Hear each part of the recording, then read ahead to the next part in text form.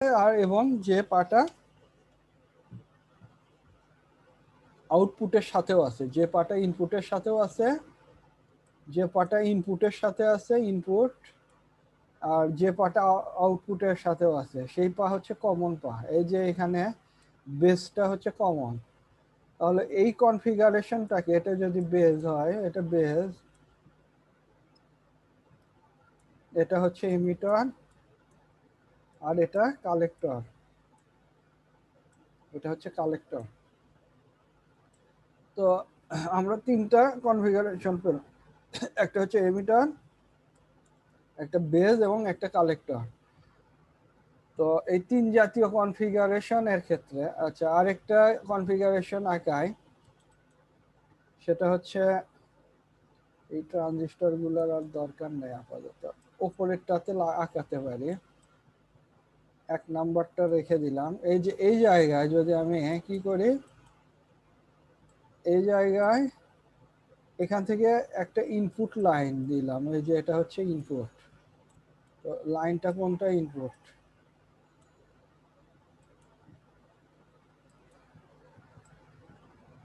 এটা হচ্ছে ইনপুট। তাহলে এই কনফিগারেশনটাকে আমরা কি কনফিগারেশন বলবো?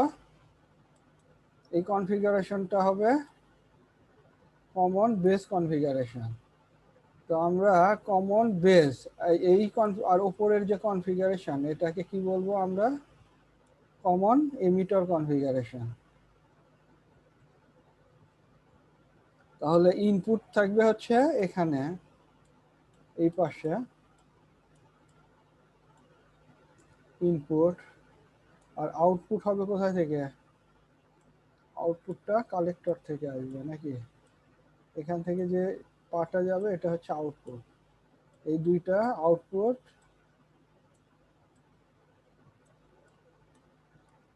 আর এই দুইটা হচ্ছে ইনপুট। তো তাহলে এই কনফিগারেশনটাকে বলা হচ্ছে কমন এমিটার কনফিগারেশন, কারণ এমিটারটা গ্রাউন্ডিং করা হয়েছে এবং এমিটারটা কমন কার ক্ষেত্রে? ইনপুটের ক্ষেত্রে কমন এবং আউটপুটের ক্ষেত্রেও কমন। ঠিক একই উপায়ে এই নিচের চিত্র, এক নাম্বার চিত্র, এটা হচ্ছে এক নাম্বার চিত্র, এটা হচ্ছে দুই নাম্বার চিত্র। তো এখানে দেখেন এটা হচ্ছে এক নাম্বারের চিত্রের মিনিং, এটা হচ্ছে দুই নাম্বারের চিত্রের মিনিং। তো লাস্টেরটা তিন নাম্বার চিত্রের মিনিং হবে। এখন তিন নাম্বার চিত্রটা আমরা যদি এখানে আঁকি, কমন কালেক্টর, কমন কালেক্টরে যদি আঁকা হয়, তাহলে এটার কি হবে? বেস এবং এমিটার কি হবে? অর্থাৎ এখানে আমাদের কি থাকবে? বেসটা তো ইনপুট থাকবে, তো কালেক্টরটা কি শুধু কি হচ্ছে? চেঞ্জ হয়ে যাচ্ছে। তো এটা হচ্ছে এমিটার, আর এটা হচ্ছে কালেক্টর। তো আমরা যে বলছি কমন কালেক্টর কনফিগারেশন। তো কমন কালেক্টর বলতে কি বোঝাচ্ছে? ইনপুটে, এটা কি ইনপুট? ইনপুটে কি কমন? ইনপুটে কি কমন? এমনি কালেক্টরটা কমন, এবং আউটপুটে কি কমন? এখানে ওই কালেক্টরটাই কমন আউটপুটেও। তার মানে এই যে সংযোগ, ওই কালেক্টরের যে সংযোগ, এই সংযোগটাকে কি করা হয়েছে? গ্রাউন্ডিং করা হয়েছে, বা এটা গ্রাউন্ড। ঠিক আছে, এটাকেও গ্রাউন্ড করা যাবে।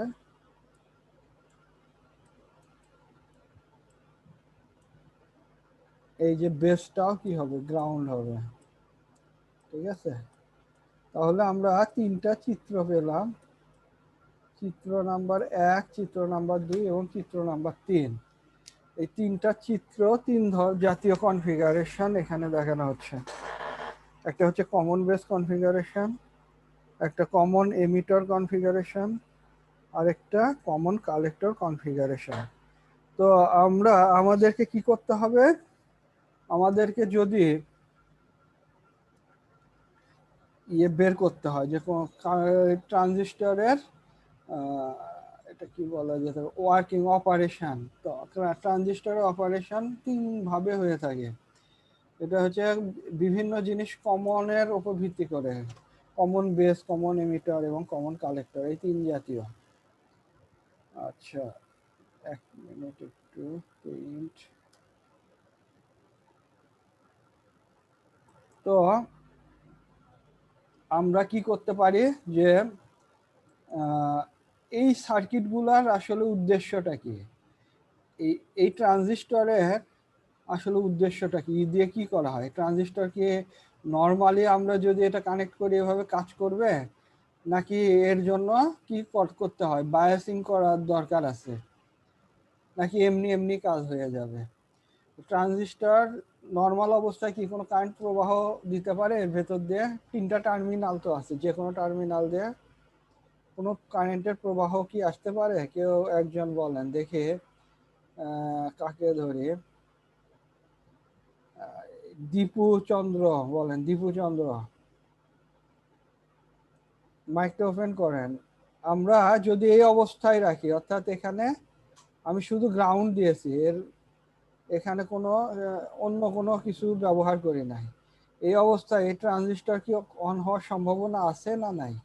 কিনো হলেও কি আছে সম্ভাবনা? আছে? হ্যাঁ, নেই। তাহলে কখন সম্ভাবনা থাকবে? যদি এটাকে কি করা হয়, বায়াসিং করা হয়, মানে প্রপার বায়াসিং করা হয়। তো প্রপার বায়াসিং করতে গেলে আমাদেরকে কি করতে হবে? যে কোনো একটা পাওয়ার সাপ্লাই ইউনিটের সাথে কি দিতে হবে, সংযোগ দিতে হবে, তাছাড়া বায়াসিং সম্ভব? সোর্সের সঙ্গে সংযোগ দিতে হবে। হ্যাঁ, প্রত্যেকটা সার্কিটে, এখানে যতগুলো সার্কিট আঁকানো হয়েছে, 1 নাম্বার 2 নাম্বার 3 নাম্বার, প্রত্যেকটা সার্কিটের সাথে আমাদের কি করতে হবে, একটা পাওয়ার সংযোগ দিতে হবে বা ব্যাটারির সংযোগ দিতে হবে। ব্যাটারির সংযোগ দিলে তখন কি হবে, এই ট্রানজিস্টর যে কনফিগারেশনে থাকুক না কেন, কমন বেস হোক, কমন এমিটার হোক বা কমন কালেক্টর, যে জাতীয়ই কনফিগারেশন হোক না কেন, তাহলে এটা কি হবে, কাজ করবে। তো প্রাথমিক কাজ করার যে প্রথম যে শর্ত, প্রাথমিক শর্ত, সে প্রাথমিক শর্তটা কি ছিল, যে কি দেখতে হবে আমাদের, এমিটার বেস জাংশনটাকে কি রাখতে হবে, সব সময় ফরওয়ার্ড বায়াসে রাখতে হবে, আর অন্য জাংশন আর কালেক্টর বেস জাংশনটাকে কি রিভার্স বায়াস কন্ডিশনে রাখতে হবে। তো এখন আমরা যদি ফরওয়ার্ড বায়াস কন্ডিশনে রাখতে চাই, সেক্ষেত্রে আমাদের কি করতে হবে, কোনটাকে, এখানে দুইটা জাংশন আছে, যে কোনো দুইটা জাংশন আছে, তো দুইটা জাংশনের আমরা যে কোনো জাংশনটাকে কি বলতে পারি, হয় যে কোনো জাংশন ফরওয়ার্ড বায়াস হবে অথবা রিভার্স বায়াসে থাকবে, বা দুটাই রিভার্স বায়াসে থাকবে অথবা দুটাই ফরওয়ার্ড বায়াসে থাকবে। তো দুটাই যদি রিভার্স বায়াসে থাকে তাহলে ট্রানজিস্টর কাজ করবে না, দুটাই যদি ফরওয়ার্ড বায়াসে দেওয়া হয় তাহলে একই অবস্থা হবে না। তাহলে এটাকে আমরা যদি 1 নাম্বার যে চিত্র আছে এটাকে যদি আমরা বায়াসিং করতে যাই, তাহলে এটা যেহেতু এনপিএন ট্রানজিস্টর, বেসটা হবে কি টাইপ, পি টাইপ, তাই না? এমিটার এন টাইপ এবং কালেক্টরটাও এন টাইপ। এখন আমরা যদি এখানে আলাদা একটা ধরেন একটা ভোল্টেজের একটা বার নিলাম, একটা তার ধরে নেন, একটা তার দিয়ে ভোল্টেজের পজিটিভ ভোল্টেজ রেখে দিলাম এই তারে, এই তার হচ্ছে একটা 12 ভোল্টের একটা ভোল্টেজ সোর্স, এখানে কি আছে 12 ভোল্ট, পজিটিভ 12 ভোল্ট আছে, প্লাস 12 ভোল্ট। তো এখন আমি যদি এটাকে একটা রেজিস্ট্যান্সের মাধ্যমে সংযোগ করে দেই এবং এখানেও যদি একটা রেজিস্ট্যান্সের মাধ্যমে সংযোগ করে দেই, তখন একমাত্র এর ভেতরে কি হবে, কারেন্ট প্রবাহ শুরু হয়ে যাবে। তো এই দুইটা রেজিস্ট্যান্সের মান আবার নির্ণয় করতে হবে কিরকম, যে আমরা এই দুটো রেজিস্টরের উপর ভিত্তি করে কি হবে, এখানে ভোল্টেজ বা পাওয়ার সাপ্লাই দেওয়া হবে। তো তো এখানে পাওয়ার সাপ্লাই যেটাই দেওয়া হোক, এটা কি হবে, ড্রপ করবে না, দুটো রেজিস্টার আছে। এই জন্য এই প্রথম বি পয়েন্টের যে সিগন্যাল আসবে, সেই সিগন্যালটা কি হবে, আচ্ছা ধরেন বি পয়েন্টে আমরা একটা ভোল্টেজ পটেনশিয়াল ব্যারিয়ার পাবো, বাধা পাবো, বা পটেনশিয়াল ব্যারিয়ারই বলা হয়। তো এই পটেনশিয়াল ব্যারিয়ার যেটা পাবো, বা আমরা কি বলতে পারি এটাকে, এটা কোন কোন রেজিস্ট্যান্সের উপর নির্ভর করবে যে এটার ভোল্টেজ কত। এটা যদি R1 রেজিস্ট্যান্স হয়, এটা যদি R1 হয় এবং এটা যদি R2 হয়, তো আমার বি পয়েন্টে কত ভোল্টেজ আসবে সেটা আপনারা বলতে পারবেন? এই বি পয়েন্টের ভোল্টেজ কত, এটা R1, এটা R1, এটা R2, এখানে 12 ভোল্ট সাপ্লাই দিলাম। আচ্ছা আপনাদের জন্য একটু সহজ করে দেই। ধরেন এখন আমি এটা কি করতেছি, এখানে দুইটা মানটা আমি ধরে দেই, তাহলে তো বুঝতে সুবিধা হবে বা ক্যালকুলেশন করা যাবে, তাই না? ধরেন R2-র মান হচ্ছে, এটা হচ্ছে ধরে 60 ওহমস, 60 ওহমস, 60 ওহমস, আর এটার মান হচ্ছে 30 ওহমস। তাহলে এটা 30 ওহমসের রেজিস্ট্যান্স, এটা 60 ওহমসের রেজিস্ট্যান্স। তাহলে এই বি পয়েন্টে ভোল্টেজ কত পাওয়া যাবে?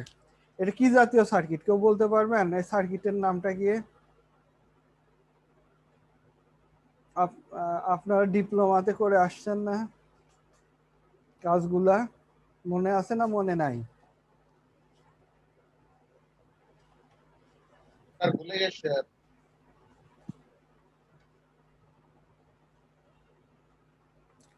আচ্ছা, এই জাতীয় যদি কোনো বায়াসিং করা থাকে কোথাও, সেই বায়াসিংটাকে কি বলা হবে? Voltage divider biasing. ভোল্টেজ ভাগ হয়ে যাচ্ছে, R1-এ একটা ভোল্টেজ, R2-তে আরেকটা ভোল্টেজ। আমি দিয়েছি ইনপুটে 12 ভোল্ট, তাহলে আমার বি পয়েন্টের ভোল্টেজ কত? বি পয়েন্টের ভোল্টেজ কত? ভোল্টেজ হচ্ছে কত?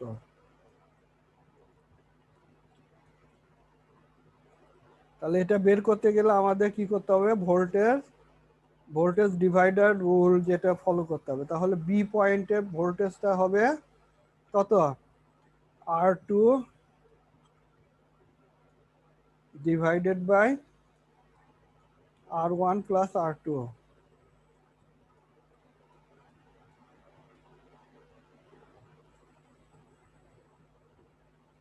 Into V.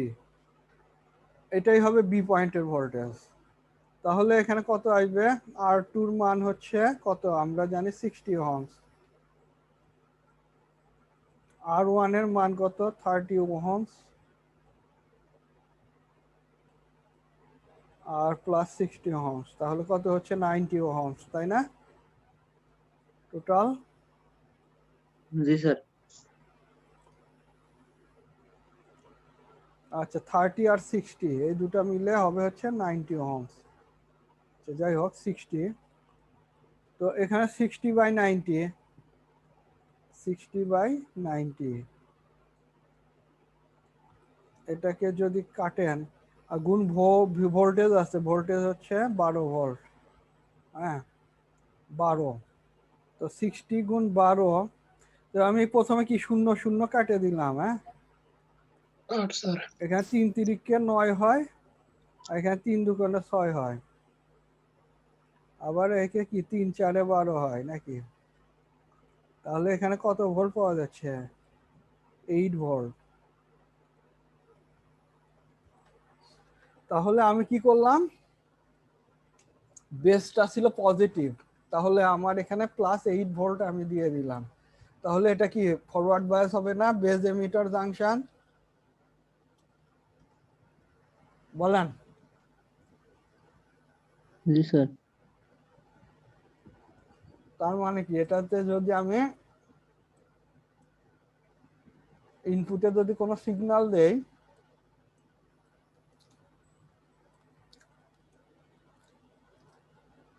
এটা একটা কাপলিং ক্যাপাসিটর দিয়ে এর ইনপুটে যদি আমি কোনো সিগন্যাল দেই,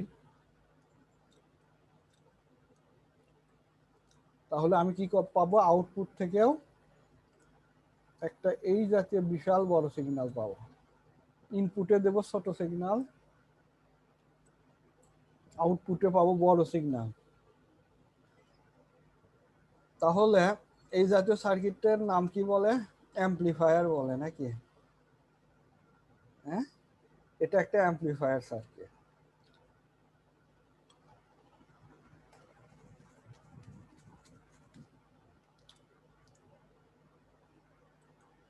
তো এবার আসেন যে আমরা দেখলাম যে বিভিন্ন ধরনের কনফিগারেশন আছে, কমন এমিটার, কমন বেজ এবং কমন কালেক্টর কনফিগারেশন।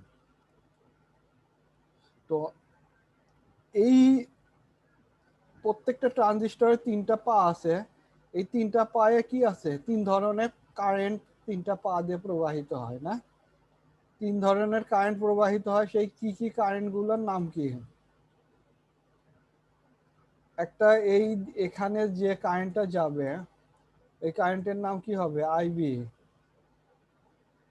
কারেন্টটা আইবিটা এইদিকে প্রবাহিত হবে।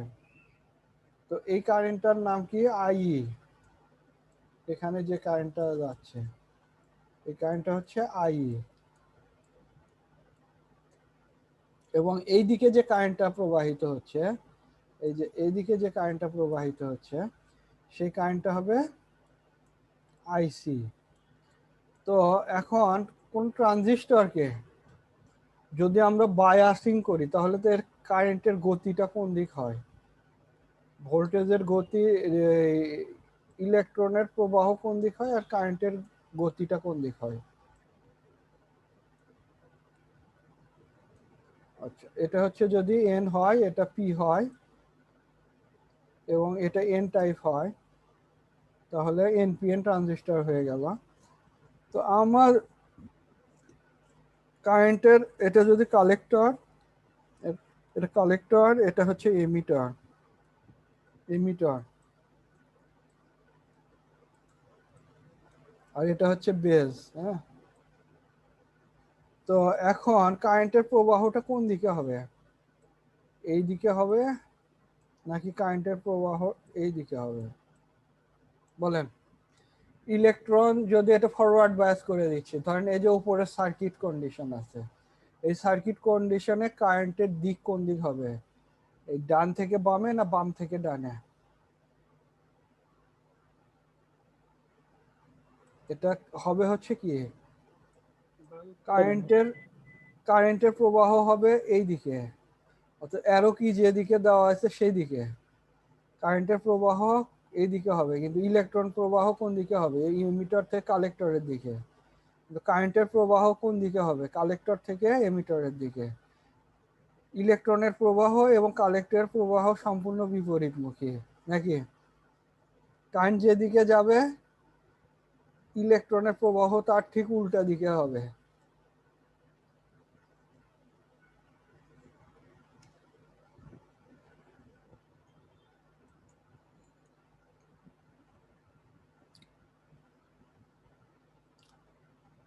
এইবার আসেন আমরা 3টা কারেন্ট বললাম না, আইবি, আইসি, আই। তাহলে আই হচ্ছে এমিটার কারেন্ট। এমিটার কারেন্ট কি হতে পারে? এমিটার কারেন্ট অন্য 2টা কারেন্টের যোগফলের সমান হয়। কোন কোন 2টা কারেন্ট? IB plus IC. তো I equal to IB plus IC, এটা আপনাদেরকে মুখস্থ করতে হবে, মাথায় রাখতে হবে, ঠিক আছে?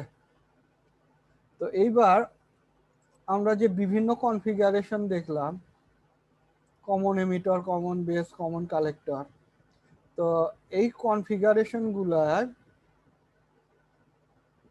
তিন জাতীয় কনফিগারেশনে তিনটা প্যারামিটার আমরা দেখে হিসাব নিকাশ করতে পারি যে এর ভেতরে কি পরিমাণ কারেন্ট প্রবাহিত হচ্ছে না কি অবস্থা, কন্ডিশনটা কি, অর্থাৎ এটা ঠিক মতো কাজ করছে কিনা এটা আমরা বুঝতে পারি। তো এখন এখানে দেখা হয়েছে একটা এনপিএন ট্রানজিস্টর দেখানো হয়েছে। তখন এই এনপিএন ট্রানজিস্টরটাকে যদি আমরা দেখি সেক্ষেত্রে এর তিনটা পা আছে। প্রথম দুইটা পা, ফার্স্টের পাটা হচ্ছে কালেক্টর আইসি, এর ভেতর দিয়ে যে কারেন্ট যাচ্ছে সেটা কালেক্টর কারেন্ট। এই যে আইবি দিয়ে যে কারেন্ট যাচ্ছে সেটা বেস কারেন্ট। আই দিয়ে যেটা যাচ্ছে সেটা এমিটর কারেন্ট। তো এখানে তিনটা কারেন্টের উদ্ভব হচ্ছে। এই তিনটা কারেন্টের মধ্যে অবশ্যই রিলেশনশিপ থাকবে বা সম্পর্ক থাকবে।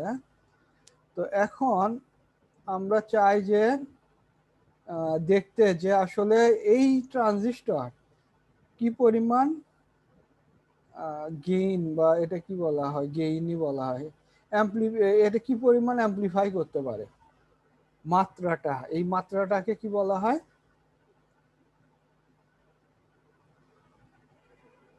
এই ট্রানজিস্টরের ভেতর দিয়ে কি পরিমাণ ম্যাক্সিমাম কারেন্ট প্রবাহিত হতে পারে।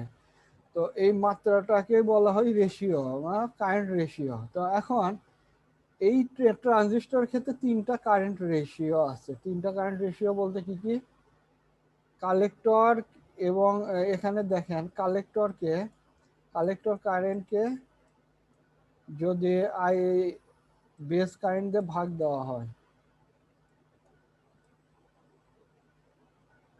কালেক্টর কারেন্টকে বেস দিয়ে ভাগ দিলে আমরা যে ইকুয়েশন পাই সেটাকে বলা হয় আলফা। ঠিক আছে,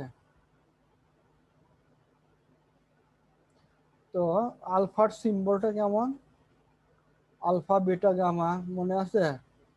বিটার সিগন্যাল তো ওটাই, আলফার সিগন্যালটা কেমন, এই যে এটা আলফা, বিটা এটা, আর গামা উপরের দিকে থাকবে। তো এই তিনটা প্যারামিটারই এখানে কাজ করবে। তো এখানে আইসি ডিভাইডেড বাই আইবি, অর্থাৎ collector current divided by base current যদি করা হয় তাহলে আমরা যে রেজাল্টটা পাই তাকে আর দিয়ে নির্দিষ্ট করা হয়, আর।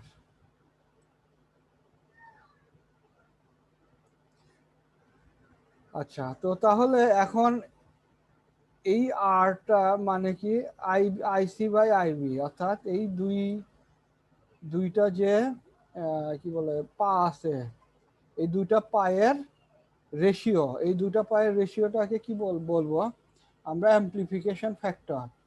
ঠিক আছে, মনে থাকবে অ্যাম্প্লিফিকেশন ফ্যাক্টর। আবার যদি এটা এটা আসলে নির্ভর করে কি কনফিগারেশনে আপনি সার্কিটটাকে আঁকিয়েছেন। ঠিক আছে, তো এই সার্কিটটাকে আঁকাতে গেলে আমাদের কি কি বিষয় খেয়াল রাখতে হয়, এই সার্কিটে রেজিস্টর কয়টা ব্যবহার করা হয়েছে এবং কোথায় কোথায় ব্যবহার করা হয়েছে এবং এর ভ্যালুগুলা কি কি। আচ্ছা, তো এই আলফা এবং আলফা দেখলেন যে আলফা কি দিয়ে তৈরি হয়, এমিটার কারেন্ট বা ডিভাইডেড বাই বেস কারেন্ট, তাই না? আচ্ছা, গেল কোথায়, আচ্ছা, তো তাহলে এবার আমরা যদি বলি বিটার ক্ষেত্রে, বিটার ক্ষেত্রেই বললাম, বিটার ক্ষেত্রে কি ছিল, আইসি ডিভাইডেড বাই আইবি না, beta equal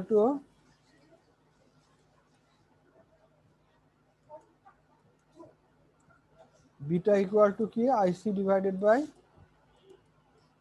IC, collector current divided by IC divided by IB, base current. এই দুটার মধ্যে যে রেশিও সেটাকে কি বলা হয়, অ্যাম্প্লিফিকেশন ফ্যাক্টর বলা হয়, বা এটাকে কি বলা হবে, বেটা ফ্যাক্টর বলা হয়। বিভিন্ন নামে এটাকে ডাকা যেতে পারে। এটা একটা হতে পারে অ্যাম্প্লিফিকেশন ফ্যাক্টর, আরেকটা বলতে পারে বেটা ভ্যালু বের করা। তো এখন আপনার যদি দুটা ট্রানজিস্টরের কারেন্ট দেওয়া থাকে, ধরেন এটা 20 অ্যাম্পিয়ার আর এটা হচ্ছে 5 অ্যাম্পিয়ার, নিচেরটা 5 অ্যাম্পিয়ার উপরেরটা 20 অ্যাম্পিয়ার, তো এটা যদি ভাগ করেন তাহলে কি পাবেন, 4 শুধু 4 পাবেন নাকি? আচ্ছা, এখন দেখেন আমরা হচ্ছে এখানে যে রেশিওটা দেখলাম সেটা ছিল ট্রানজিস্টরের একটা দিকের, অর্থাৎ এমিটর এবং বেজ এই দুটার মধ্যে, এমিটর বেজ, এটা তো বেজ আর এখানে এমিটর, এমিটর বেজের মধ্যে যে রেশিও তৈরি করেছিলাম, ইনপুট আউটপুট, ইনপুটে যদি এই রেশিও অনুযায়ী কোনো কাজ করা হয় তাহলে আউটপুট থেকে আমরা যেটা পাওয়ার কথা ঠিক একই সেম সিগন্যাল পাবো। এইবার আমরা যদি এমিটর বেস কালেক্টর, আচ্ছা এখন ধরেন আমরা কি করলাম, আমরা প্রথম ছিল হচ্ছে বেস বায়াসিং চেঞ্জ করে, এই যে এটা কিন্তু আবার এই বেস বায়াসিং বলে ভুল করেন না, এটা এমিটর জাংশন, এমিটর বায়াসিং করা হয়েছে, বেজও বায়াসিং করা হয়েছে রিভার্স ডিরেকশনে, আর এমিটর কি করা হয়েছে, এমিটরের থেকে ফরওয়ার্ড ডিরেকশনে রিচার্জ করা হয়েছে। আচ্ছা, এবার আলফা যদি আমরা আঁকতে চাই তো আলফাটা কেমন হবে,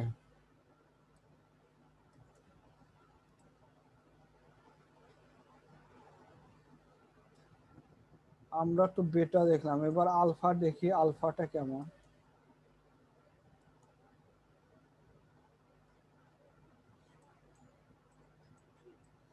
এখানে একটা ট্রানজিস্টর দেওয়া আছে, এই ট্রানজিস্টরের তিনটা মাথা, যেটা যথারীতি এটা কি আইসি, এটা মাঝখানেরটা হচ্ছে আইবি এবং নিচেরটা কি আইই,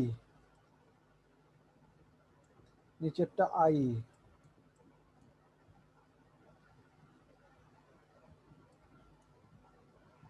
আচ্ছা, এইবার আমরা এই দুটার মধ্যে যে রিলেশনশিপ, এই যে এই দুটার মধ্যে যে রিলেশনশিপ, এটাকে কি বলা হয়, আলফা আলফা।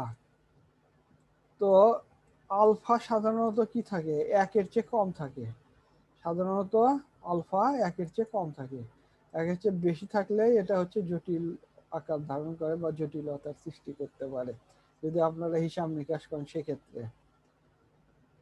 তো এখানে দেখেন আলফা ইকুয়াল টু হবে IC divided by IE, IC divided by IE, এই দুইটার কারেন্ট, এই দুইটা কারেন্টের রেশিওটাই, এই দুটো কারেন্টের রেশিওটাকে কি বলা হয়, আলফা, আলফা রেশিও। আর এখন বিটা রেশিও, তাহলে ট্রানজিস্টরের তিনটা পায়ের নাম অনুসারে বিভিন্ন রেশিও দেওয়া হয়, আলফা রেশিও, বেটা রেশিও, গামা নাই। তো সাধারণত আলফা এবং বেটা এই দুটা নিয়ে আপনাদের বেশি কাজ করতে হবে, বেটা এবং আলফা। তো এইবার দেখি আমরা আরেকটা জিনিস বাদ রেখে দিয়েছিলাম, সেই জিনিসটা কি, কালেক্টর কালেক্টর কানেকশন না, কমন কালেক্টর। তাহলে কমন কালেক্টরের ক্ষেত্রে কি দেখা যাচ্ছে, এই ক্ষেত্রে কি বেসটা কি, ও এটা বেসটা কমন না নিয়ে আছে, কমন কালেক্টরটা নেই।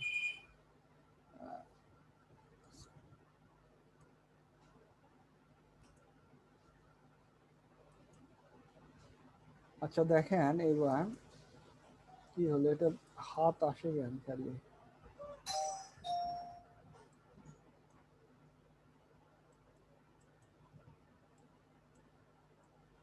তাহলে ট্রানজিস্টরে আর কয়টা পা বাকি থাকলো, আমাদের দুইটা পা ধরা হয়ে গেছে, অর্থাৎ বেস কালেক্টর হয়েছে, কালেক্টর এমিটার হয়েছে, তাহলে আর কি বাকি আছে বলেন।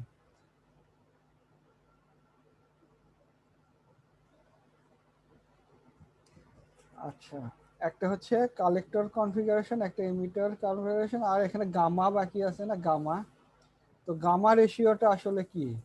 এটা হচ্ছে কালেক্টর, এটা হচ্ছে এমিটার, এবং আরেকটা লাস্টটা হচ্ছে base.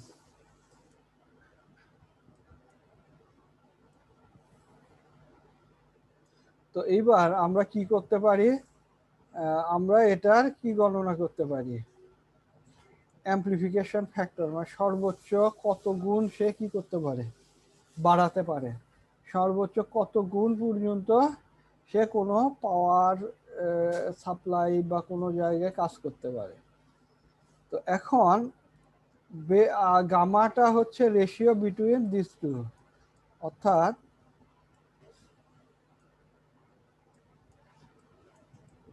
I gamma equal two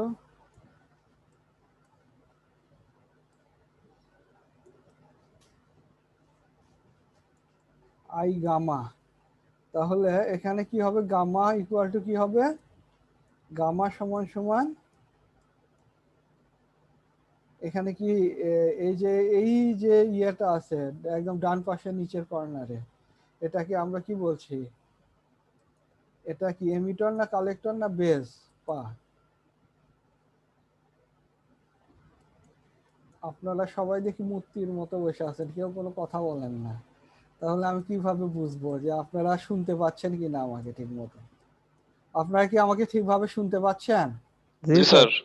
আচ্ছা, তো গামা যে রেশিও, গামা রেশিও হচ্ছে I E divided by I B. তো আমরা I E divided by I B যদি করি তাহলে আমরা কি পাবো, গামা পেয়ে যাব। আই বি যদি দেই তাহলে আমরা গামা রেশিও পেয়ে যাব। তো এখন আমার কাজ হচ্ছে যে আমাদেরকে অ্যাম্প্লিফিকেশন ফ্যাক্টর, আচ্ছা এই যে আলফা বিটা গামা, এই যে তিন জাতীয় কারেন্টের ইকুয়েশন এখানে দেখলেন, আলফা বিটা এবং গামা।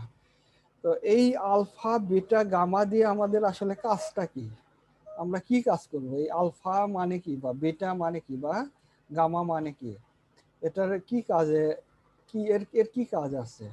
এই কাজটা একটাই কাজ আছে, সেটা হচ্ছে কি অ্যাম্প্লিফিকেশনের, এটা কত গুণ অ্যাম্প্লিফাই করতে পারছে তার মাত্রা নির্ণয় করা। ঠিক আছে, মানে কত গুণ বেশি ইনপুটে যে সিগন্যালটা দিলাম, এই সিগন্যালের কত গুণ বেশি সিগন্যাল আউটপুট এসে প্রডিউস করতে পারলো, এবং প্রডিউস করে মানে তৈরি করতে পারলো, এবং তৈরি করে সেখানে ঢুকে থাকলো। আচ্ছা, এইবার আমরা দেখি যে কারেন্টের, এই যে বিভিন্ন ধরনের কারেন্ট দেখলেন, এটার মধ্যে একটা রিলেশনশিপ আছে, রিলেশনশিপ।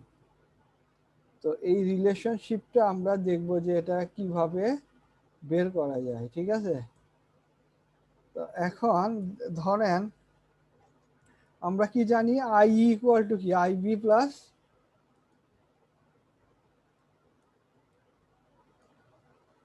এখানে কই গেল এটা, I equal to IB plus আইসি।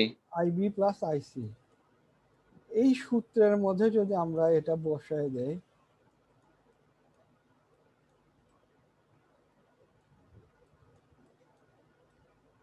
তারপরে আমরা কি জানি, আইবির মান কি জানি, আইবি বেটা ভ্যালু নাকি, সাপোজ মনে করেন আই এর ক্ষেত্রে আমরা কি বের করতে পারি, আই সমান সমান কি বলতে পারি, আচ্ছা সবগুলাকে যদি আমরা এই যে এই ইকুয়েশনকে যদি আমরা সব নিচে সবগুলাকে আইবি দ্বারা ভাগ দিয়ে দেই, সবগুলাকে কি করব, আইবি দিয়ে ভাগ করব, আর এটাকে, ভাগ কেন করব?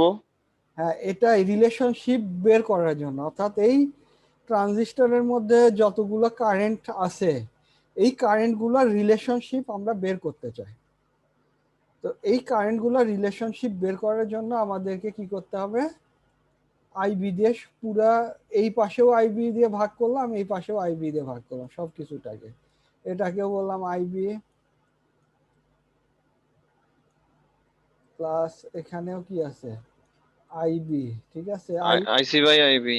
হ্যাঁ, আইসি বাই আইবি সবগুলাকে আমরা আইবি দিয়ে ভাগ করে দিলাম। আইবি দিয়ে ভাগ করে দেওয়ার ফলে আমাদের কি হচ্ছে, আই ডিভাইডেড বাই আইবি মানে কি আমরা কি জানি, গামা।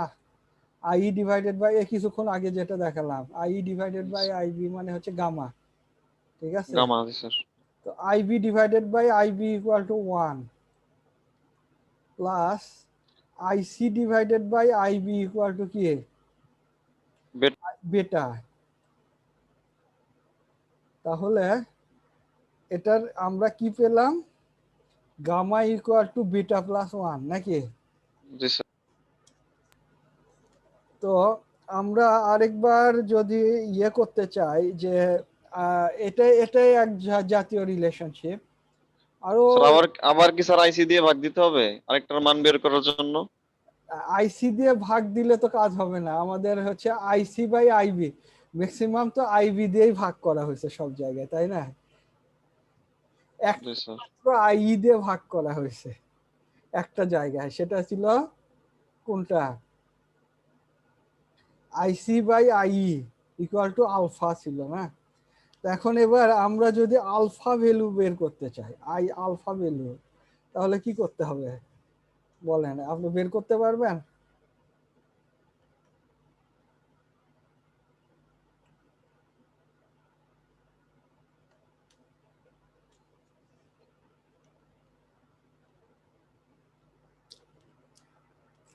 আমি এই পর্যন্ত আপাতত রাখি, আপনাদের জন্য হোমওয়ার্ক দিলাম। হোমওয়ার্কটা কি হবে, আলফার মান বের করা। হ্যাঁ আলফা বের করা, আলফার সাথে রিলেশনশিপ বের করা, ঠিক আচ্ছা আছে। স্যার। Okay sir. আচ্ছা, এটা গেল। এবার আমরা আসি আরেকটু পড়াশোনার দিকে, দেখি। এটা তো আমরা অনেকক্ষণ এই দিকে দেখলাম, শীটে কি আছে একটু শীটের দিকে নজর দেয় না।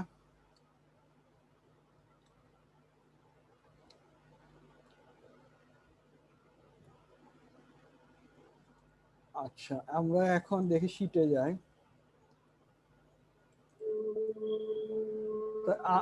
এই আপনাদেরকে কি এই ইয়েগুলা বলা হয়েছিল, ট্রানজিস্টর ফ্যাক্টস অ্যাবাউট ট্রানজিস্টর গত ক্লাসে, গতকাল? না স্যার।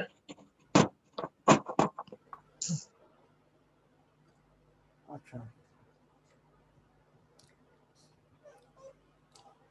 এখানে বলছে বিফোর ডিসকাসিং ট্রানজিস্টর অ্যাকশন, ট্রানজিস্টরের অ্যাকশনটা ডিসকাস করার আগে it is important that reader may keep in mind the following facts about transistor. ট্রানজিস্টরের নিচের বিষয়গুলো, ফলোইং ফ্যাক্ট গুলা কি করতে হবে, গুরুত্বপূর্ণ এবং বুঝতে হবে। ফ্যাক্ট গুলা কি কি, the transistor has three regions, namely emitter, base এবং and collector. তাহলে ট্রানজিস্টরের কয়টা রিজিয়ন আছে, তিনটা তিনটা। রিজিয়ন। একটার নাম হচ্ছে এমিটার, একটার নাম বেজ, আর একটার নাম হচ্ছে collector. The base is much thinner than the emitter. আমরা যে ডায়াগ্রাম দেখেছিলাম গতকাল, সেটাতে দেখা গেছে বেজটা সবচেয়ে চিকন থাকে, বা এখানেও দেখা যায়, এখানেও আঁকানো হয়েছে এই যে বেজটা চিকন। আর এমিটারটা আঁকানোটা এখানে আসলে ঠিক হয় নাই। কালেক্টর আর এমিটার কখনো একই সমান হয় না, কালেক্টরটা একটু বড় হয়ে থাকে। তো যাই হোক, এই কথাটা হয়তো বলবে, নিচে বলে দিয়েছে নিশ্চয়। তা এখানে বলতেছে the base is much thinner than the emitter while collector is wider than both as shown. তার মানে কালেক্টর কি হবে, ওয়াইডার হবে, কার সাথে, এমিটার এবং বেজের চেয়ে কালেক্টর স্যার একটু চওড়া বেশি হবে। চওড়া বেশি হবে।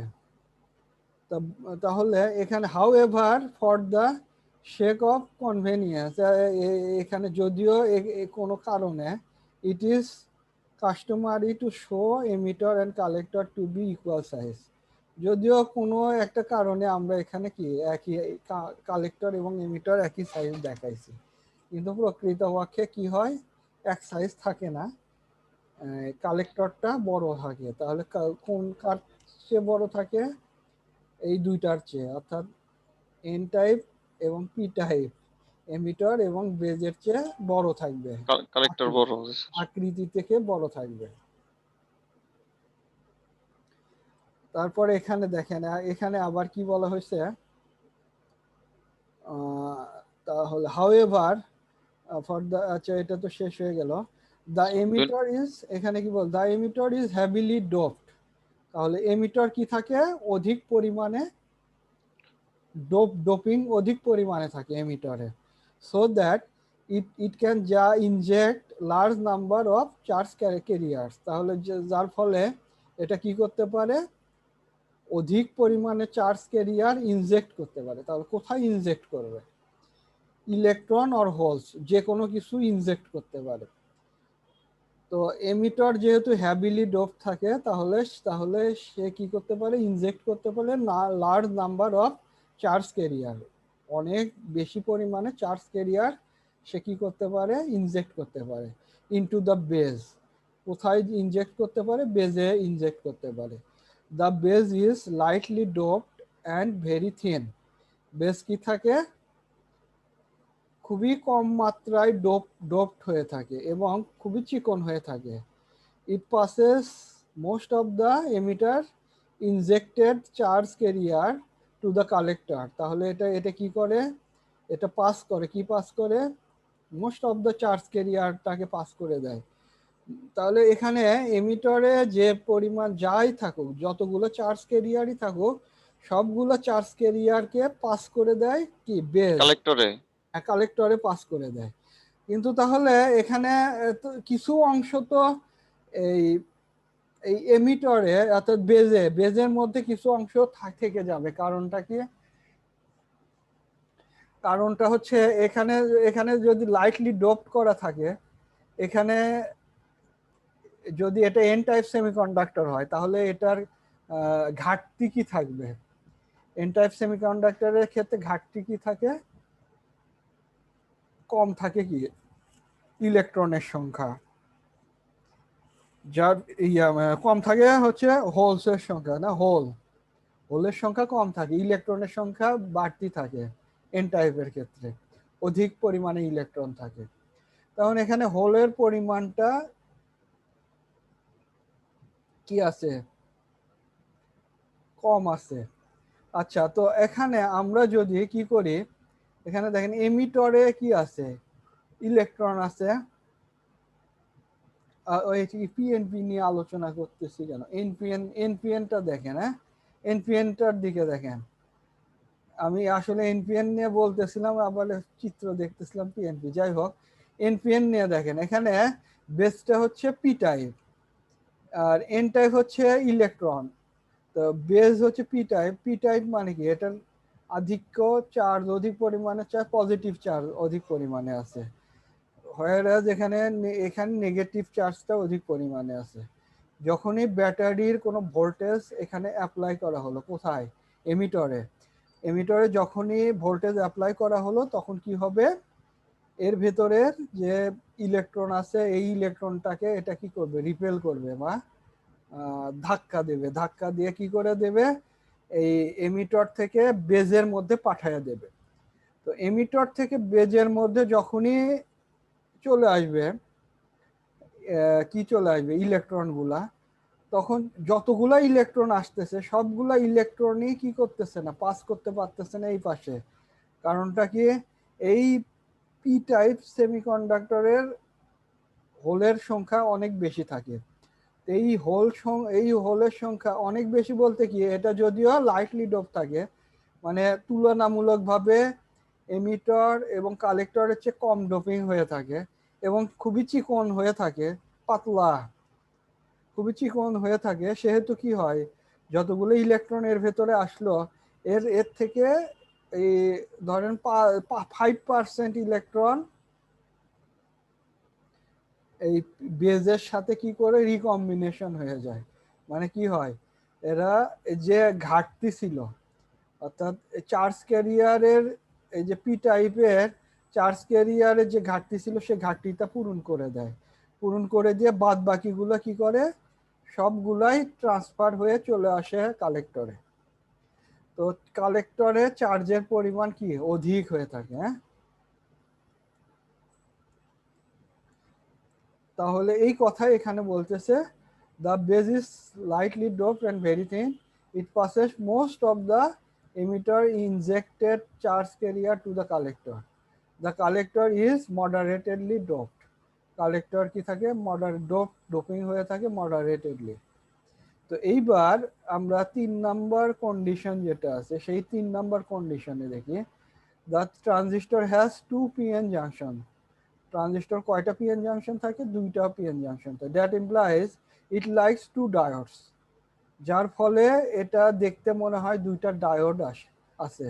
The junction between emitter and base may be called emitter base diode, emitter এবং বেজের মধ্যে যে জাংশনটা আছে এইটাকে কি বলা যেতে পারে, যে এমিটার বেজ বা এমিটার বেজ ডায়োড অথবা এমিটার ডায়োড, অথবা কি বলা যেতে পারে সিম্বল বা সিম্পলি দ্য এমিটার ডায়োড, অথবা শুধুমাত্র এমিটার ডায়োডই বলা যেতে পারে।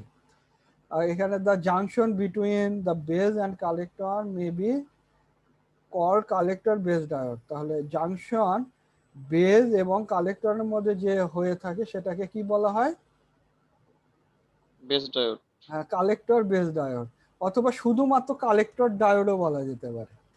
তাহলে এই প্রথম যেটা থাকবে সেটা হবে এমিটার ডায়োড, লাস্টের যেটা থাকবে সেটা হবে কালেক্টর ডায়োড, মাঝখানে তো বেস থেকে গেল। আচ্ছা, the emitter diode is always forward bias, ট্রানজিস্টরের কাজ অপারেশন করতে গেলে কি করতে হবে, emitter base junction emitter base যে ডায়োড থাকবে সেটাকে অবশ্যই ফরওয়ার্ড বায়াস হতে হবে, এবং কালেক্টর বেস যে ডায়োডটা থাকবে তাহলে এটাকে কি হতে হবে, রিভার্স বায়াস কন্ডিশনে থাকতে হবে। তাহলে 5 নাম্বার যে ফ্যাক্ট বিষয়, 5 নাম্বার ফ্যাক্ট হচ্ছে the resistance of emitter diode forward bias is very small. তাহলে ফরওয়ার্ড বায়াসের ক্ষেত্রে এমিটার ডায়োডের যে রেজিস্ট্যান্স থাকবে এটার মাত্রাটা কি থাকবে, খুবই কম থাকবে, তাই না? ফরওয়ার্ড বায়াস থাকলে রেজিস্ট্যান্স থাকার কথা না, যদিও থাকে সেটা খুব কম পরিমাণেই থাকবে। আর এখানে very small compare to collector diode, বা কালেক্টর ডায়োডের চেয়ে অনেক কম্পেয়ার যদি করা হয় তাহলে দেখা যায় রেজিস্ট্যান্সের মাত্রা খুব কম, যেহেতু কালেক্টর ডায়োড থাকে হচ্ছে রিভার্স বায়াস কন্ডিশনে।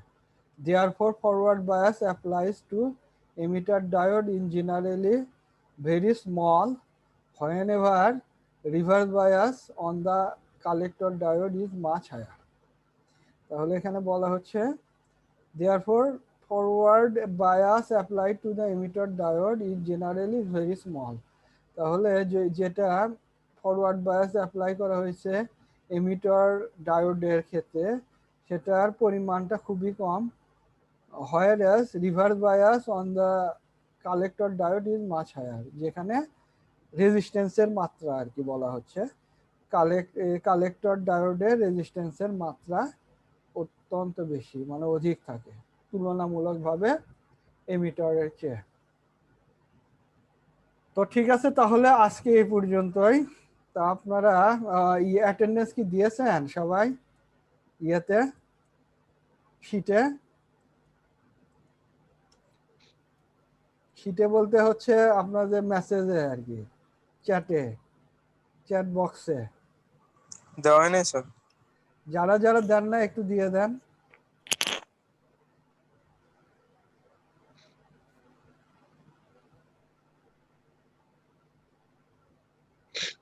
আচ্ছা,